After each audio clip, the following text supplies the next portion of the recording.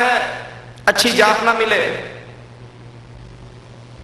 اچھی رہائش نہ ہو، معقول کار کوٹھی نہ ہو، یہ بیچارہ نقصان میں ہے، گھاٹے میں ہے، پروفٹ اس کا لاس میں جا رہا ہے، کاروبار اس کا ٹھیک نہیں ہے۔ دنیا کا گھاٹا کوئی گھاٹا نہیں ہے، دنیا کا خسارہ کوئی خسارہ نہیں ہے۔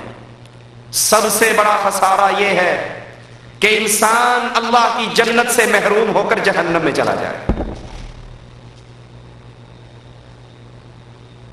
سب سے بڑا خسارہ یہ ہے اس کا جنت والا محل کسی اور کو مل جائے اور یہ جہنم والے گھر کے اندر ہمیشہ کے لیے آباد ہو جائے۔ سب سے بڑا فائدہ بھی یہ ہے، سب سے بڑا مستقبل بھی اس کا بنتا ہے جو جہنم سے بچا لیا گیا، جنت میں داخل کر دیا گیا، فقد فاز، یہ کامیاب ہے۔ ہم نے تو مستقبل سنوارنا کسی اور چیز کا نام رکھا ہوا ہے۔ چھوٹا سا بچہ، اس کو اسکول میں داخل کروائیں گے، جیب میں 4 پیسے ہیں تو کبھی گورنمنٹ اسکول میں نہیں ایڈمیشن کرواتے، private school, English medium school.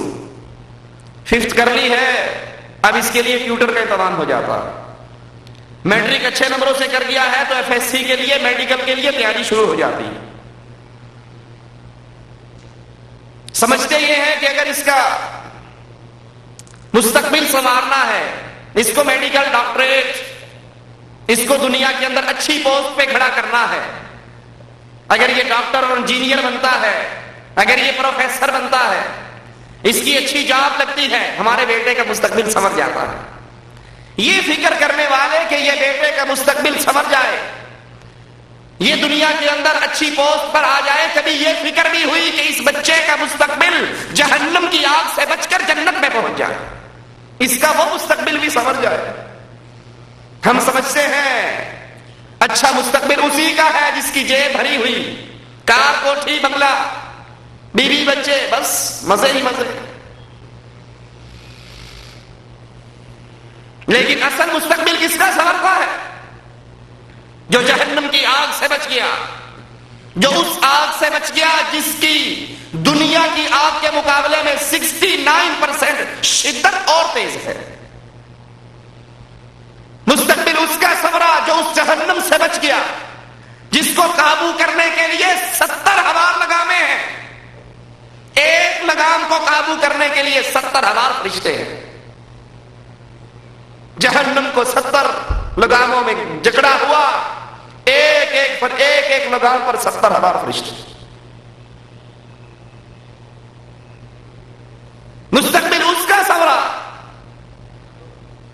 جو پیپ اور خون کے پینے سے بچ گیا۔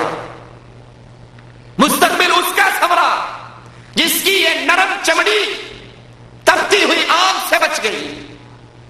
مستقبل اس کا سنورا جو ہمیشہ کی نہروں والی جنت میں داخل ہو گیا، جس میں دودھ کی نہر، شہد کی نہر، شراب کی نہر، میٹھے پانی کی نہر۔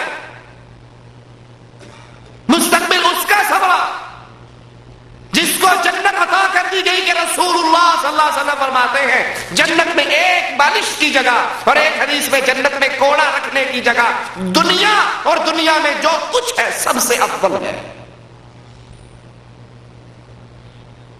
مستقبل اس کا سنورا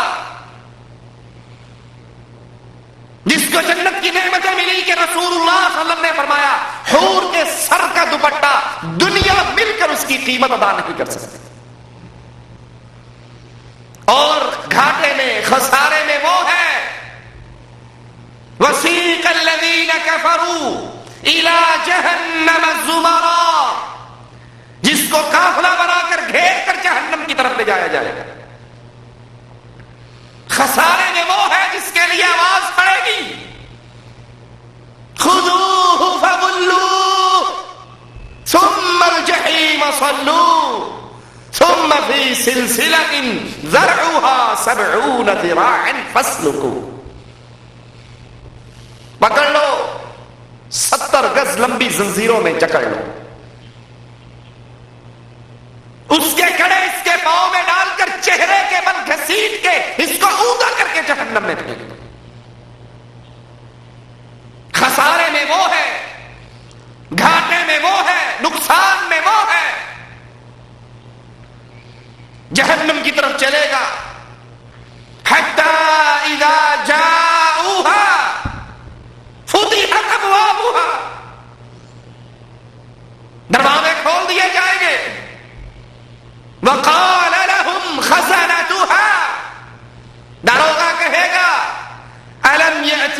رسل منکم، کوئی ڈرانے والا نہیں آیا تھا، کوئی قرآن پڑھ کر سنانے والا نہیں آیا تھا، کوئی اس دن کی فکر دینے والا نہیں آیا تھا. یہ خسارے میں ہے، یہ گھاٹے میں ہے. یہ کہے گا ربنا ابصرنا وسمعنا فرجعنا نعمل صالحا. ایک چانس، مالک ایک موقع، اللہ ایک سپلیمنٹری. دنیا میں ایف اے کیا، ایم اے کیا، فیل ہو جاتا، پھر ایگزام دے دیتا، پھر فیل ہوتا، پھر فیل ہو جاتا. چانس پہ چانس، سپلی پہ سپلی ملتی تھی. اللہ آخرت میں بھی سپلی دے دے، لیکن اللہ کے امتحان میں کوئی سپلیمنٹری نہیں، کوئی ٹیسٹ نہیں، کوئی ایسے ہال کا چانس نہیں. اور اللہ اعلان کر رہا ہے ساری انسانیت گھاٹے میں، ساری انسانیت خسارے میں. الا الذین آمنوا. اس خسارے سے کون بچے گا؟ اس گھاٹے سے کون بچے گا؟ دوسرے معنی میں اس جہنم سے کون بچے گا؟ اس آگ سے کون بچے گا؟ اس تپتی ہوئے پانی سے کون بچے گا کہ چہرے کے بل آئے گا، فرشتے زبردستی پلائیں گے، یہ پانی پیٹ میں جائے گا، انتڑیے ٹکڑے ٹکڑے ہو کر باہر نکل آئیں گے. اس خسارے سے کون بچے گا؟ کھانے کے لیے کڑوا ترین تھور کا درخت، پینے کے لیے پیپ کے پیالے، کچلہو. اس سے بچنے والے، اس جہنم سے بچنے والے، اس عذاب سے بچنے والے الا الذین آمنوا، جو اللہ پر ایمان لے آئے. اللہ پر ایمان کیسے؟ جیسے مولوی صاحب کہتے، جیسے پیر صاحب کہتے، جیسے برادری میں رواج ہو. اپنی مرضی کا ایمان اگر اللہ پہ قبول ہو تو ابو جہل نہیں مان لاتا تھا، ابو لہب کا اللہ پر ایمان نہیں تھا، عتبہ شیبہ کا اللہ پر ایمان نہیں تھا، ابو طالب کا اللہ پر ایمان نہیں تھا. یہ سب اللہ پر ایمان لاتے تھے. وَلَئِن سَأَلْتَهُم مَّنْ خَلَقَ السَّمَاوَاتِ وَالْأَرْضَ، پوچھئے ان کفار مکہ سے زمین و آسمان کا خالق کون ہے؟ کہیں گے اللہ. مَن يَرْزُقُكُم مِّنَ السَّمَاءِ وَالْأَرْضِ، زمین و آسمان سے رزق دینے والا کون ہے؟ کہیں گے اللہ. کفار مکہ تو اللہ پر ایمان لاتے تھے، اللہ کو مانتے تھے، اللہ کو پکارتے تھے، خالق رازق مالک سمجھتے تھے.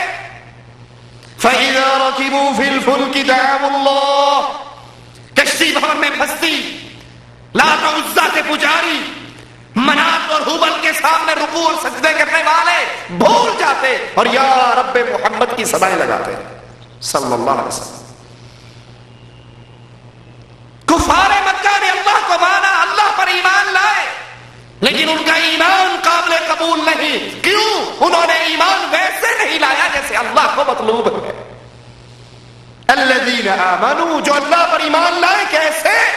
جیسے اللہ کو مطلوب ہے، جیسے اللہ کی ڈیمانڈ ہے، جیسے اللہ چاہتا ہے. اور اللہ کیسا ایمان قبول کرتا ہے؟ خالص ایمان، کسی ملاوٹ، کسی شراکت کے بغیر خالص ایمان. مگر نہ عیسائی بھی اللہ پر ایمان لائے، یہودی بھی اللہ پر ایمان لائے، لیکن وہ خالص اللہ پر ایمان نہیں لاتے. یہودیوں نے کہا اللہ کو بھی مانتے ہیں، عزیر ابن اللہ، عزیر بیٹا ہے اللہ کا، ہم دو الہ مانتے ہیں. یہودیوں نے دو اللہ مانے، اللہ اور عزیر اس کا بیٹا. عیسائیوں نے تین اللہ مانے، اللہ عیسیٰ بیٹا اللہ کا، مریم بیوی اللہ کی. تعالی اللہ عما یقولون. کفار مکہ نے بھی دو الہ کا نظریہ پیش کیا، ایک اللہ کو مانتے تھے اور فرشتوں کو اللہ کی بیٹی کہتے تھے. اب یہودیوں کا ایمان بھی برباد، عیسائیوں کا ایمان بھی برباد، کفار مکہ کا ایمان بھی برباد. اللہ کو ماننا قبول ہوا، کیوں؟ انہوں نے ایک اللہ نہیں مانے، کسی نے دو اللہ مانے، کسی نے تین اللہ مانے. ہم بھی ایمان لاتے ہیں اللہ پر. کون ہے کلمہ کو جو ایمان نہیں لاتا؟ سب ایمان لاتے ہیں. سوچنا یہ ہے ہم کتنے اللہ مانتے ہیں. کیا ہمارا ایک اللہ پر ایمان ہے یا یہود و نصارہ کے نقش قدم پہ چلتے ہوئے ہم نے بھی کئی الہ بنا رکھے ہیں؟